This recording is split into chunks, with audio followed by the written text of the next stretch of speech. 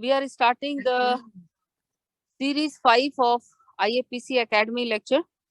I was looking forward for this series just because there are going to be a lot of things to absorb, lot of things to learn. And I'm really excited that the first lecture will be taken by Dr. Naveen Salins. We all know Naveen very well, but still I would like to introduce him because there are few residents, those who have joined recently, maybe not knowing, or few, I can see that few participants, those who have joined. For them, I just want to say few things about Naveen. Naveen is basically a MD palliative medicine. He did his PhD in palliative medicine from Lancaster University and did several fellowships and residency from Australia and all. So he's a true palliative care physician of India. Beside this, he is involved in various policy making, various commissions, wherever there is some kind of a protocol or policy is going to be materialized or we are finalizing. Naveen is the one who is looking after the final format of all the protocol and policies. Beside this, I also want to say that he is leading Academy of Palliative Medicine from front. And now you will see after 1 or 2 years that how Academy of Palliative Medicine will flourish in this country. One more thing I want to say that we keep saying that Indian Association is doing a lot of work in these days, but I can say that whatever we are doing in IAPC, he is the true well-wisher of IAPC and he is taking and supporting all the activities of IAPC sincerely, honesty, and with honesty and sincerity. So I'm really proud to have a colleague like Naveen. For whatever we do in area of palliative medicine, he is always there to help, and he is a true palliative physician and true palliative care well-wisher of this country. And whenever he speaks, I think all the residents and all the audience, they get mesmerized, and that's what you will do today, that's what you will feel today. And Naveen, I'm really happy that you are starting this new series and research in palliative medicine, which is really required to know that what exactly it is. And the first lecture you are taking. Thank you very much, Naveen. Please start your lecture. Thank you very much, madam, for a very, very generous introduction. And thank you everyone joining at 6:30 in the morning on Monday. As madam had said, this is first of the lecture in the series 5, which predominantly focuses on research in palliative care. So there are two kinds of research that what we do, what is called as a primary research and secondary research.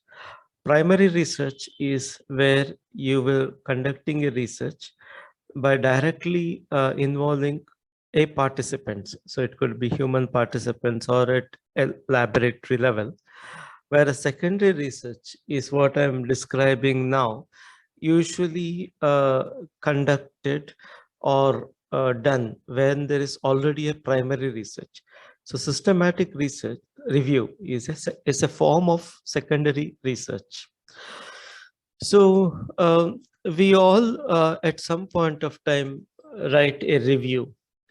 That review could be part of your thesis, it could be part of writing an opinion paper, it could be writing an editorial. So we all review literatures at some point of time, and we conduct a review.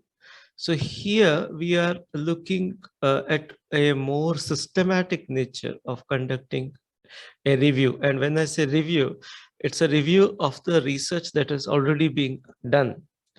It is not just a review, but conducted in a systematic way.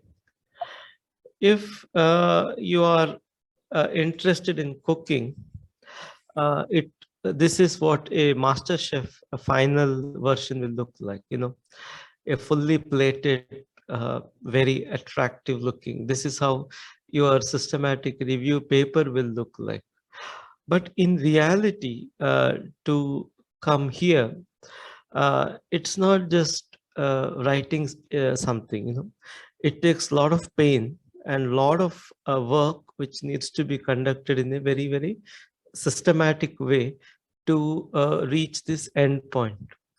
And when I was conducting my first systematic review, I felt like this. It was extremely challenging, and halfway through, so many times I felt why I'm doing this, because it requires a much more commitment than any primary research that you are conducting. So I will go and take you through the steps of what is a systematic review and how to conduct a systematic review in today's lecture. So this was how the earlier evidence pyramid looked like. We all have an evidence pyramid, and the systematic review lies on the top of the evidence pyramid. So, meta-analysis on the very top and expert opinion on the lowest rank. But this evidence pyramid has now changed.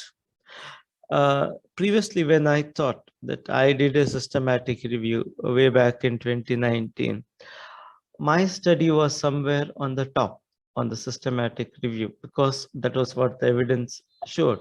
But if you are looking at the newer evidence pyramid, there is systematic review in every parts of the evidence.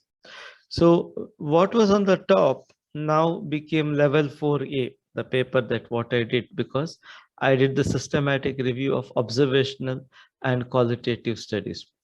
So still meta-analysis is a level 1, where you do systematic review of randomized controlled trials. Whereas, so this is a better evidence pyramid because you have experimental studies coming on the top. So anywhere that in any level, if you see, what lies on the top is the systematic review. So the secondary research is always on the top of primary research. So level 1C, if you look at on the top, is a primary research where it's a randomized control trial. Level 1A is a systematic review of randomized control trial. So it becomes level 1A. So this is how the new evidence pyramid looks like. So whenever we are quoting now any evidence, we need to tell what level of evidence is that what we are quoting. So let's start with what is a literature review. Let's start with the learning objective 1 of today's lecture. I always said that there are two kinds of review. One is a systematic, another one is an unsystematic review. So I have kept a very broad topic. People might have heard my lecture before. Is that referral of a child uh, with cancer to palliative care. A referral of a child with advanced cancer to palliative care is the topic. Now let's go step by step between systematic and unsystematic. So always a systematic review is a question-based review. When before you conduct a research, you have a research question. Similarly, before you conduct a review, you have a review question. Whereas an unsystematic review is often a topic-based review. So you just write something on a topic, but not trying to answer a question. In research, what you're doing, you're answering a research question. In systematic review, what you're doing, you're answering a review question. So here I have written a question. What are the facilitators and barriers for referring a child with cancer to palliative care? So my review would try to answer that question, answering what facilitates or hinders referral of a child with cancer to palliative care. So it is not writing on a topic, but trying to answer a question. The second thing that is there is the review is always a typology based. Remember, I showed you the evidence, the new evidence pyramid. So, you choose what kind of studies gets involved into the review. Are there RCTs? Are there qualitative studies? Are there observational studies? In an unsystematic review, you mix and match everything. Whereas in a systematic review, you choose the type of studies that are there, and you describe the type of studies that are included in the review, because your review approach is based upon the typology of the study or the type of study. The third thing is that you have a very clear inclusion and exclusion criteria of the studies that you are going to include in the review. So you will include certain kind of data, certain kinds of studies. You are going to exclude certain kinds of data or the literature that is there. So there's a clear-cut eligibility criteria. Whereas in an unsystematic review, there's no eligibility criteria. You just include everything, or you include something and exclude something based on your whims and fancies. So then it becomes unsystematic. You have a very clear way of searching the data. So you identify what are the search terms. I'm going to show all of them. So you're going to identify clearly what are the search terms. You are going to spell out very clearly what are the databases that you're going to search, and what is going to be your search strategy or search method. That means you may be doing a database search followed by a bibliographic search, citation search, etc. So you're going to do a very clear having a search strategy. Whereas in an unsystematic review, there is no search terms. You are randomly putting some search terms. You're randomly doing some Google search and you're searching it. So systematic review has got a very clear systematic search strategy. Before you include the studies into the review, you have a very clear way of knowing whether that study merits inclusion or not. You're not just going to put every paper that you find for as a part of the review. So there has to be a critical appraisal. So the critical appraisal, you need to use certain tools that are available for appraisal, and you use those tools. So for example, for the review that I'm going to show, I had used a tool called Hawker's tool. So there's going to be a very clear usage of a tool for appraisal. Whereas in the unsystematic review, there's no tool. You just randomly going to put everything and you're going to accept everything. Data from the studies are extracted in a very systematic way. So you need to have a data extraction format in a systematic review. Whereas in unsystematic review, there is no data extraction format. You're just going to extract data however you want to extract. In a systematic review, you're going to do synthesis. Whereas a lot of, I correct a lot of MD theses, or sometimes I review the papers that comes to the journal. And often these things are written like a summary, but not synthesis. So what's the difference between a summary and a synthesis? So in summary, you're just going to write, for example, Black et al. Has told so many things, then White et al. Has said so many things. So you are going to just summarize what you got in the studies. Whereas in synthesis, what you do is you read through many papers and find what is that common thing that is coming through many papers. What are the things that are going to be different? So you're going to synthesize and come up with something new. Whereas an unsystematic review, you're just going to summarize and describe the same concept. Whereas in a synthesis, in a systematic review, you're going to develop a lot of new concept. Okay. And systematic review has a highest quality standards. So there's a clear writing of a structure. So, there is something called as a Prisma reporting guideline. So that gives you a structure. You have a quality check in terms of plagiarism, referencing, reference manager that you use. Whereas in an unsystematic review, none of these qualities will be taken into account. So these are some of the differences between what is a systematic versus an unsystematic review.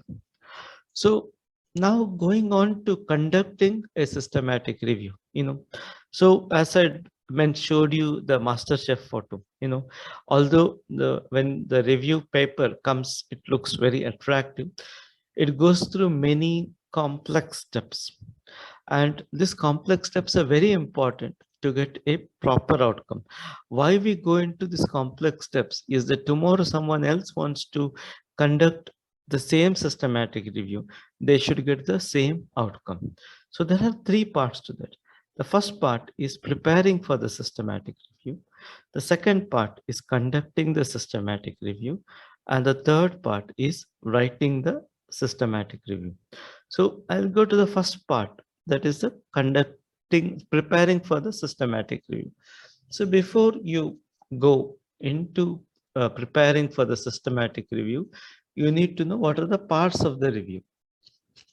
So the first part is converting the research question into review question.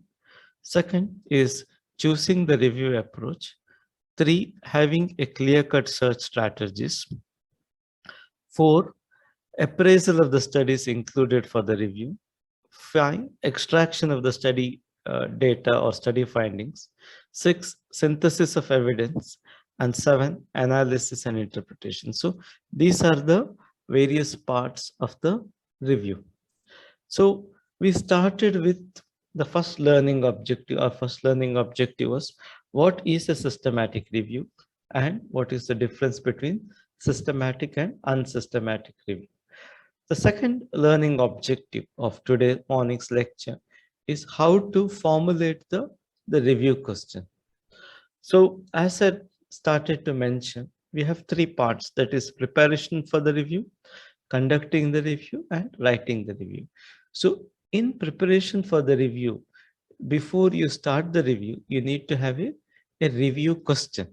So always the review is conducted as part of a research. We have what is called a prequel. Prequel is before actually you conduct a research, you need to know what is already being done, in a very systematic way. So the review assists in knowing what is already being done or what is already out there. So if you have a research question, you convert the research question to a review question, and there is ways of converting research question to review question. And once you have the review question, and once you know the type of studies that are included in the review, you will know what is the review approach that is there. So I'll come back to the same question. The question was referral of a child with advanced cancer to palliative care. So this was I wanted to conduct research on what facilitates or hinders referral of a child with advanced cancer to palliative care. So, this topic can be looked in three different ways. Somebody might look at what's the benefit of referral, or someone could look at what percentage of children with cancer is referred to palliative care, or three, what are the experiences of oncologists about referring, or what are the experiences of children or parents about being referred to palliative care. So, three different research questions. Will the literature review be the same? Absolutely not. The literature review always depends upon the research question that is there. So if the research question is on benefit, then you will include more and more studies that looks at effectiveness. It could be randomized controlled trial. If the research question is on what percentage of children with cancer is referred to palliative care, then your literature will look at more and more questions, more and more studies that are observational. If your research question is on experiences, either for oncologists or for palliative care providers or of children and their families, then you're going to look at more and more qualitative studies. So the typology of studies that what you use will be completely different based upon the research question. So your review approach also changes.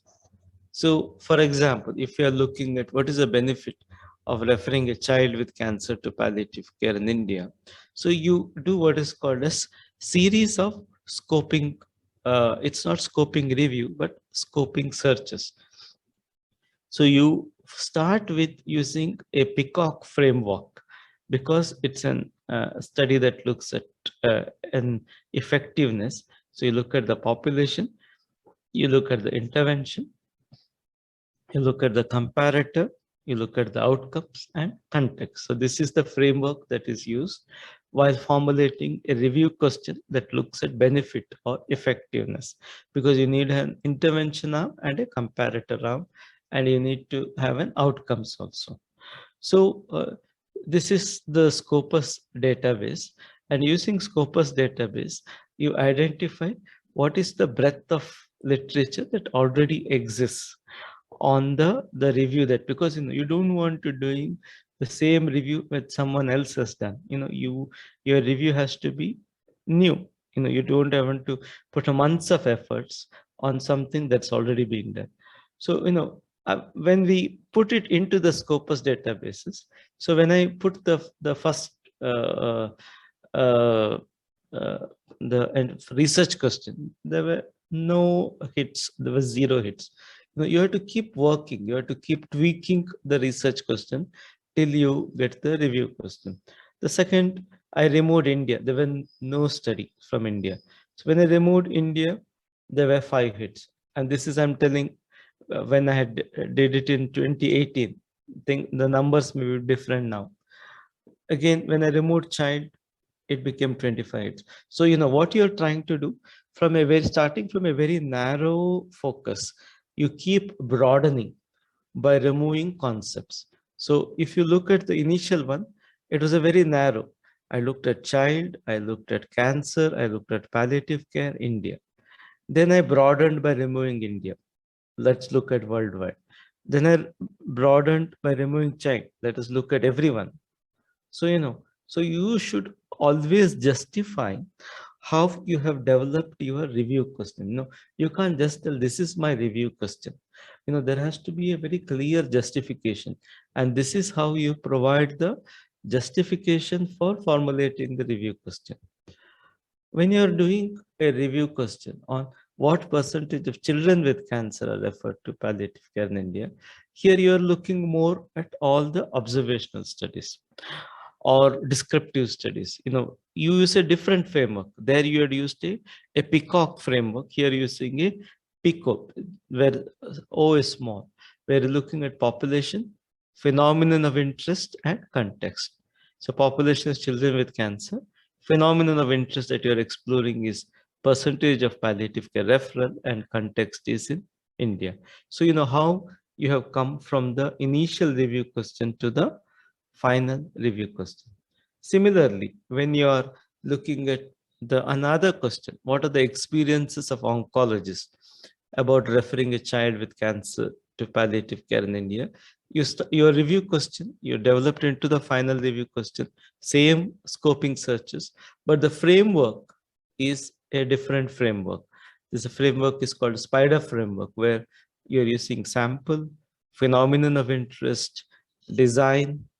Your outcomes that you're going to evaluate is experiences, and the research type you're going to do is qualitative.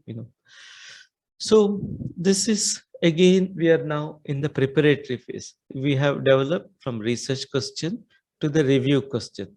So next thing that you have to look at is, okay, now I have the review question. What review approach that I'm going to use? So choosing the right review approach. Systematic review is a very broad term. It's like research. There are many different types of research. So there are different kinds of review. So your review approach depends upon the typology, the two things, the review question and the type of studies included for the review. Now, for example, you are looking at what is the benefit of referring a child with cancer to palliative care. Again, I'm coming to the same topic. Now, you find there are several RCTs that are there, and all RCTs are done in a very similar way. They have used the same tools, same timelines, outcomes are the same, the statistical methods are the same. Then what you're going to do, so there are two kinds of integration in review, what is called as numerical integration and textual integration. So numerical integration means you can get the numbers that are there in all the review and put it together, and we call it as effect size or pooled effect, and that gives meta-analysis. But it is not always that all RCTs are done in a very similar way. The outcomes may be different, the timelines may be different, the statistical methods may be used are different, and it may not be possible to do the numerical integration leading to meta-analysis. Then you go on to do the narrative synthesis. So similarly, if I'm looking at what percentage of children with cancer, again, you can even do a meta-analysis of observational studies. But if again they are heterogeneous studies, then again you end up with a narrative synthesis. Now it may be the third question, that review question that you are looking at. What are the experiences of oncologists about referring a child with cancer to palliative care? So it depends again on the typology of the study. Now, if you have all of them are qualitative studies only, then you can do a thematic synthesis. But when you looked at the studies, like the review that I had conducted, had a mixture of qualitative and quantitative, then you go back to narrative synthesis. Then always you have to ask yourself, what is the purpose of conducting this review? If your purpose is only an exploratory purpose, is to find out what is already out there, then you can just stop it here by doing a thematic synthesis or a narrative synthesis. But if your purpose is to go beyond exploration, is to develop a theory or develop into a model, then on a qualitative side, you go into what is called as meta-ethnography. So how meta-analysis you do in quantitative studies, you do a meta-ethnography in qualitative. So quantitative equivalent of meta-analysis is a meta-ethnography is a qualitative equivalent. So similarly, when you have a mixture, you go into what is called as integrative synthesis. Now, each of these methods has a very elaborate methodology of it. It's like a big cooking recipe. So today I'm going to introduce to you to only one of the review, because it's impossible for me to introduce all the review. I'm going to introduce only the narrative synthesis. So again, other review approaches that are there, as one is a realist synthesis. If you want to describe mechanisms of action, like what has caused the benefit. Now, if there are like critical interpretive synthesis, like challenging a belief, meta method where you're looking at various methods, and there is a kind of review called as an umbrella review, where you're doing reviews of systematic review. So meta aggregation is especially looked at qualitative supplementation into a Cochrane database. So there are different kinds of review approach. So upfront we need to tell what is that review approach that we are going to do. Now going on to the actual part of the review, that is conducting. So till now we were only preparing the review, we were getting the ingredients right. So conducting the review is called as the salsa approach. So there are two kinds of salsa. One you eat with your nachos, or you dance, whichever one you like. So this part is the conducting the review, where you need to have a clear search strategy.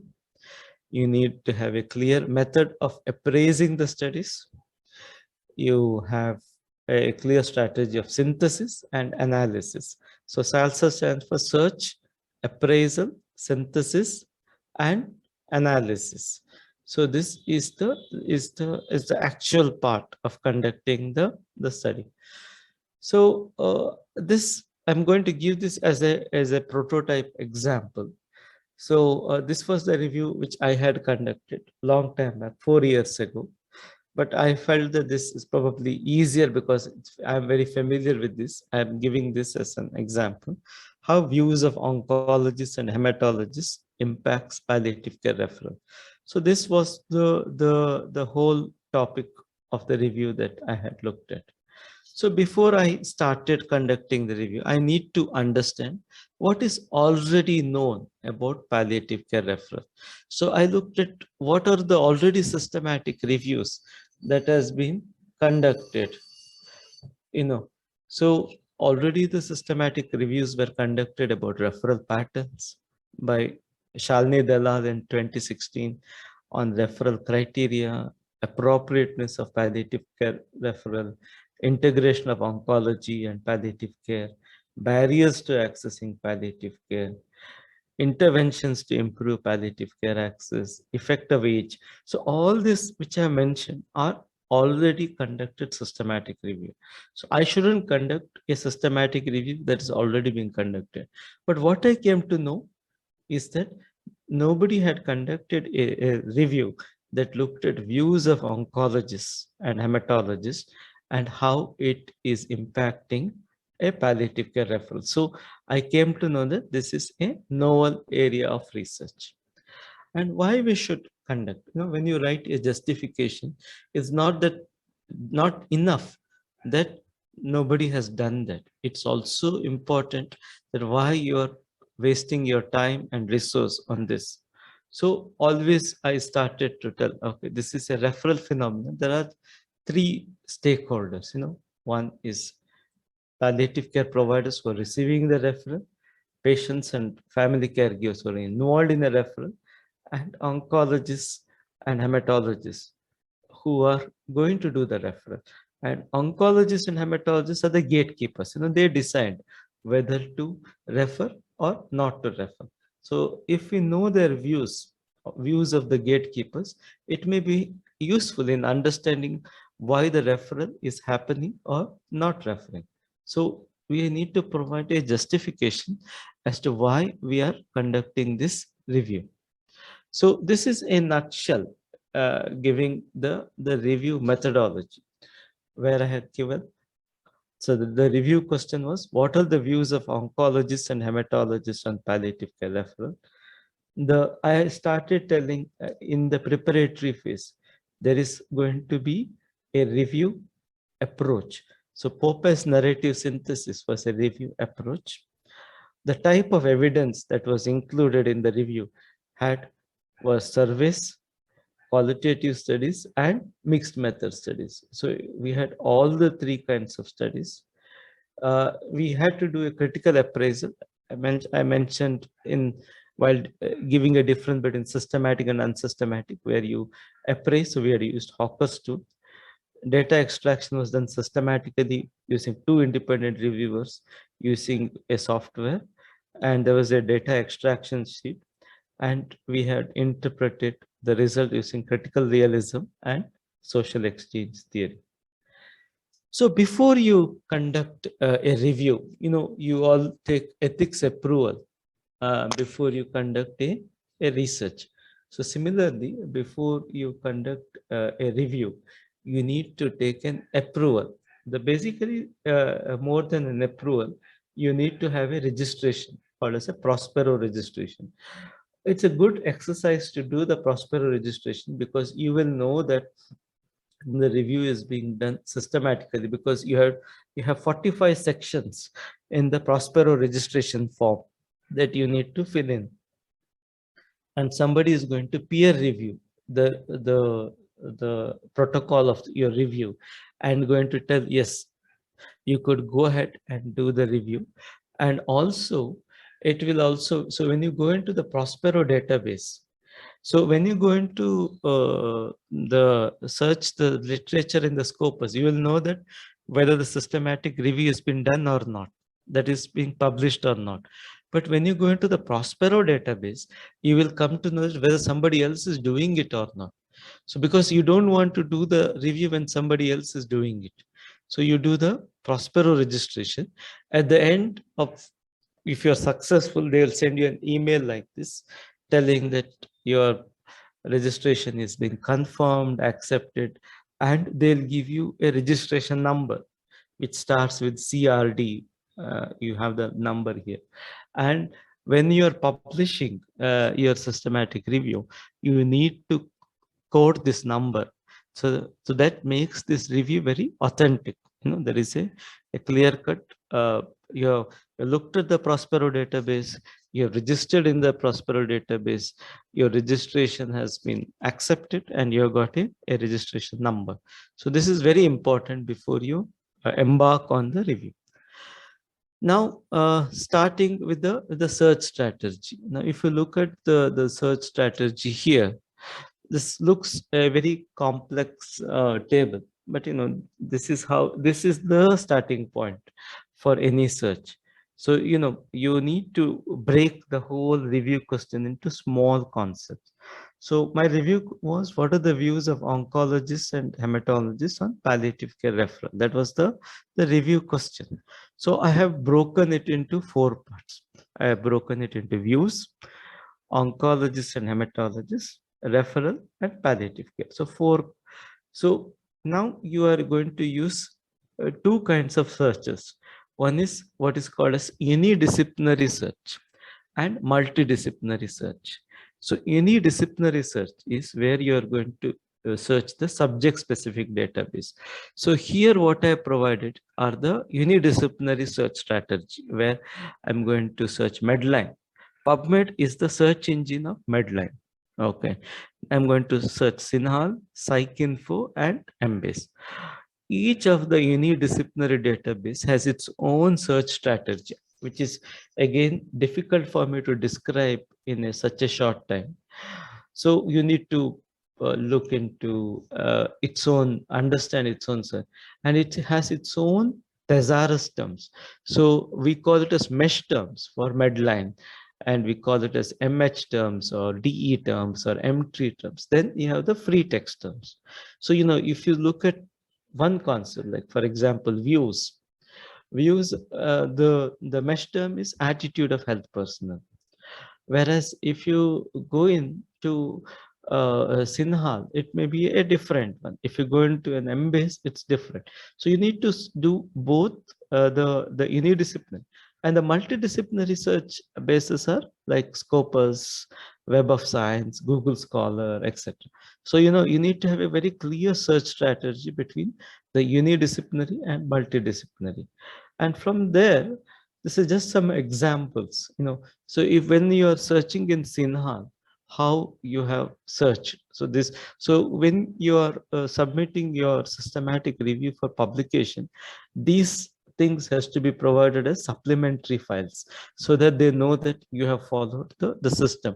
So this was the search strategy for Sinhal, just Sinhal. This is the search strategy for PsycInfo. So so from the search terms, you need to have each database. You need to have a very specific search strategy. So once you do all these searches, so this you will arrive at this diagram called as a Prisma flow diagram. So when you looked at here, when we did all the database searches, so we did 7 database search, and that search you import into a reference manager, which I used was EndNote, and also we have to use other sources. So there could be a lot of duplication. What you get in PubMed, what you get in Sinhal or Embase, there could be a lot of duplication. So the reference manager will remove those duplicates. Then you systematically screen the titles. Once you screen the titles, there would remain a lot of abstracts. So then the second line of screening is abstract screening. That means so when you're starting to search, you go through those 8,289 or any number that the titles you get. Then you go through all the abstracts. And then you know that, okay, these are the full text that I need to assess. So then you remove the full text, which is not relevant to the review. And what finally you get is the one that gets included in the review. So so it's a very complex, and this takes almost a month to do this.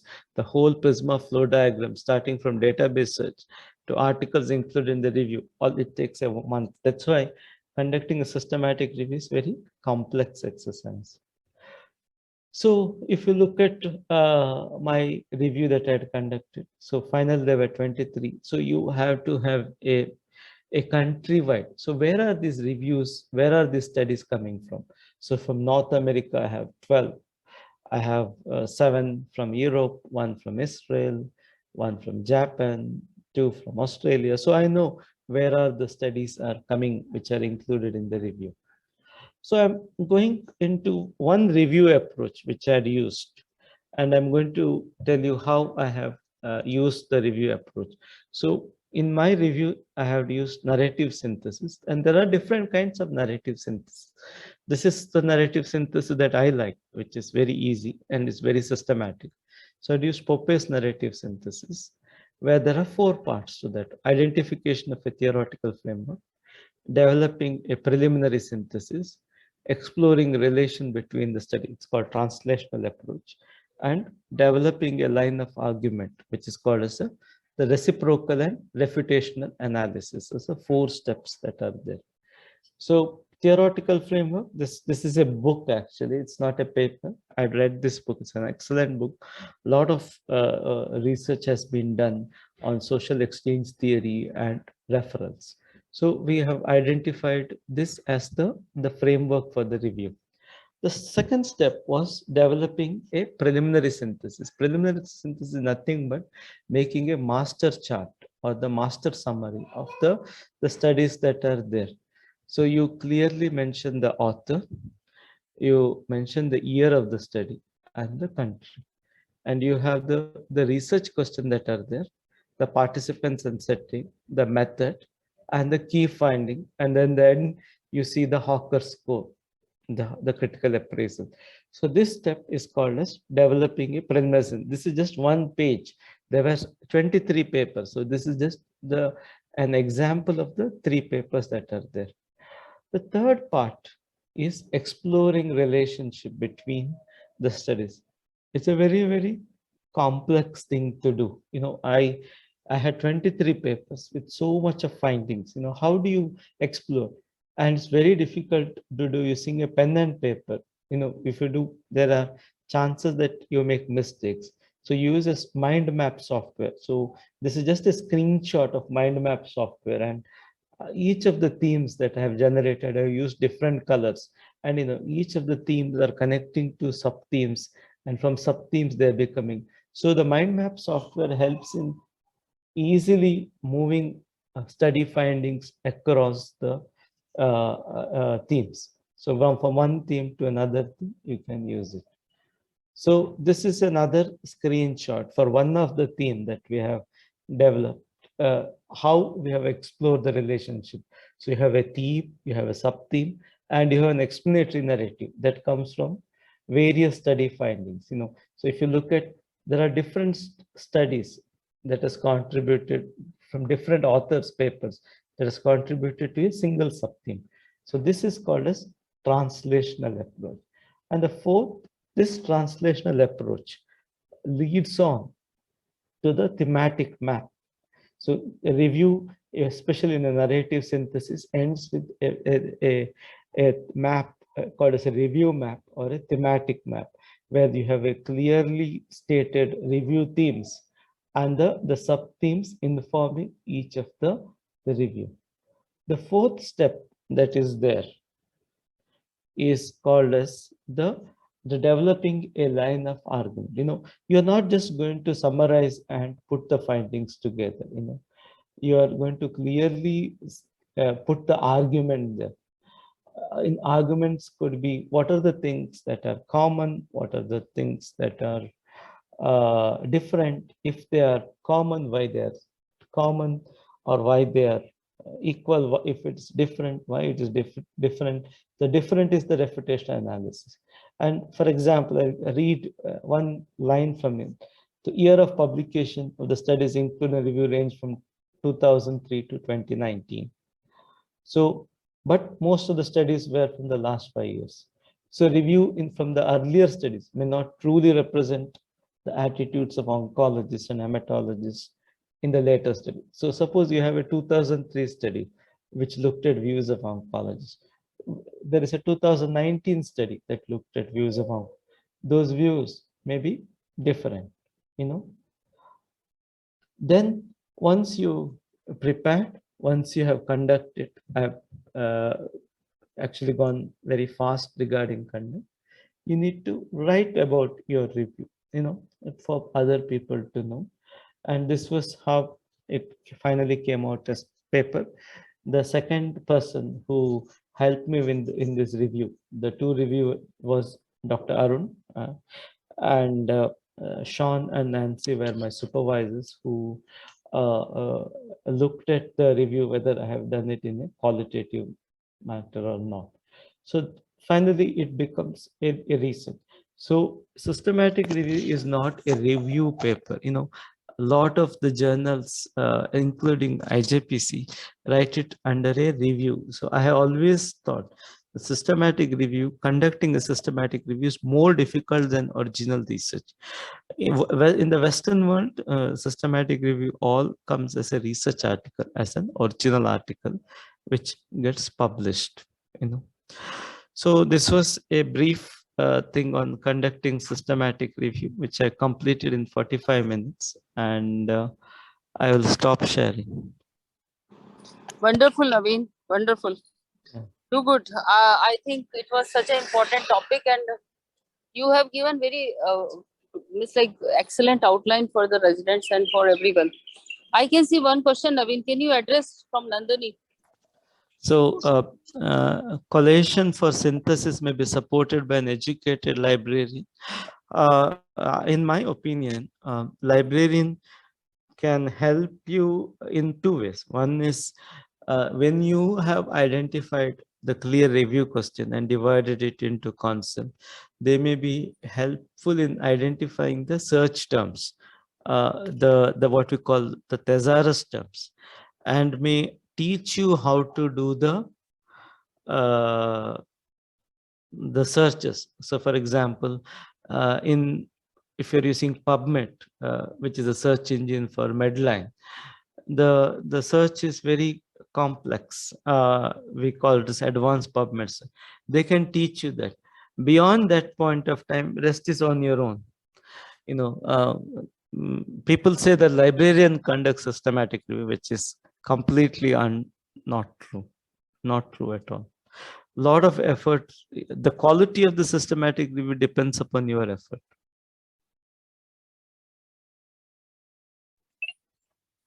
Any other question? Anybody wants to have any comment? Jennifer here. Thank you, Dr. Naveen, for that excellent presentation. Thank you. I just have one doubt. Yes. So systematic reviews and meta-analysis with quantitative data is one thing.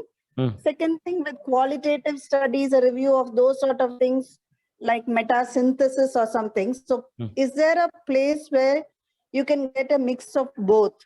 Yeah. Narrative synthesis, what I described, is a mix of qualitative and quantitative studies. Okay. So that is called, what is that called? Narrative synthesis. Narrative synthesis. Okay. Thank you. Thank you. So there is a difference between narrative review and narrative synthesis. A lot of things what we write for thesis as a literature review is a narrative review, but in more systematic is narrative synthesis. Can a single person do systematic review? A single person can do, but not recommended. The journal won't accept if a single person does a systematic review. There are two softwares that we have to use, either Covidence or Ryan software, and which allows two people to log into a single review, and people are ideally has to do the search independently, and each levels of search in the Prisma independently, the title screening, abstract screening, and then if there are disputes or conflicts, you need to resolve. So this is to ensure that the quality of the review is good. So tools available on Cochrane is mainly used for meta-analysis, and Cochrane does systematic review slightly different than the reviews that what we conduct. So if you are doing a Cochrane based review, you need to have a specific training in Cochrane review. Yeah. May Yes, Dr. Stanley, please go ahead. Yeah. Thank you, Naveen. It has been very interesting to go through this because a lot of it, most of us don't understand because, when we are doing, just clinical work and taking care of patients. So what I'm asking is, yes, this is absolutely wonderful for the research aspect, but how, palliative medicine finally is holistic care. How does it translate to the approach for wholeness and holistic care? All this material that because there's a lot of fragmentation in this. You keep teasing till you are focused on one particular way. So I'm just asking that question. So how does it help us to maintain that holistic focus? So even if we have to tell a holistic method as a form of evidence that is going to help our patients, we need to create that evidence, and even it could be a simple thing like conducting a prayer and improvement in distress, which can be as broad holistic as possible. Even for that, you need to tease out the evidence and say that there is evidence for that, So there cannot be any shortcut for evidence generation. Systematic reviews are meant to generate evidence from the primary research that is already being conducted. Otherwise we will always fall short, and it would be coming lowest in the pyramid as our expert opinion or eminent opinion rather than an evidence out there. So somebody asked, what is the average time taken for a good systematic review? 6 months, if you do it properly. 2 people, you can do it. If you're doing probably full time only that work, maybe even you may be able to finish in 3 months. But otherwise, if you're doing working and doing a systematic, it will take minimum 6 months. And any other questions that are there? Any other questions? One more. Ma'am, Dr. Go ahead. Just one more this thing. So systematic reviews, especially these Cochrane reviews, they also do the quality of individual RCTs. Yes, those studies that you're including, they also see the quality of those studies based on blinding, allocation, concealment, and things like that. So they are called as risk of bias tool. It's called risk of bias tool. Yeah. So is that a must with all? No. So the risk of bias tool is only used by Cochrane. Now, if you're using another meta-analysis, you don't have to use. There are probably more than 100 tools available for only qualitative quality of the study's appraisal, and each tool has its own merits and demerits. Like the tool that I had used was Hawker's tool. The Hawker's tool I had used because that is the only tool that can do both qualitative and quantitative studies appraisal on a single format. So you need to understanding systematic review is very important. Each part of that, each part is I can give an 1 hour lecture on various tools available for quality appraisal and when do you choose one tool over another tool. So what Cochrane uses is the risk of bias tool, which is very, very specific only for Cochrane studies. They are not relevant to other meta-analysis that what we conduct. Thank you very much. Thank you for the excellent session. So thank you, Naveen. I think there are so many people have given their lot of comments as usual, Naveen. This is not new for you. Thanks a lot, Naveen. Thank you very much for an extraordinary beginning. And we were looking forward for this lecture, and I think everyone must be really feeling, they must be feeling really good that today they have learned very clearly the very most difficult concept of systematic review. So thanks a lot for everyone for joining early morning. Thank you, Naveen. Thank you. And thank you for the opportunity. Thank you, Archana and Nisha, for keeping everything on track. To next week, exactly at 6:30, we will have a lecture on the topic is problem identification and concept identification by Dr. Hari Raju. Hari Raju is a assistant professor at All India Institute of Medical Sciences in Department of Preventive Oncology. Again, it's a lecture which you should not miss. So this series is going to give you a lot of new insight in the area of research in palliative medicine, which you will never be able to learn yourself, which you will never be able to read yourself in the books, because these are the people, those who will explain you properly. Still, if you have any questions or comments, you can write to Dr. Naveen Salins directly. If you are doing a systematic review as a MD thesis or DNB thesis, you can talk to Dr. Naveen Salins, ask your supervisor to take Dr. on your topic. So thank you very much, Naveen, and thank you everyone. See you next week before 6:30. Thanks a lot. Thank you.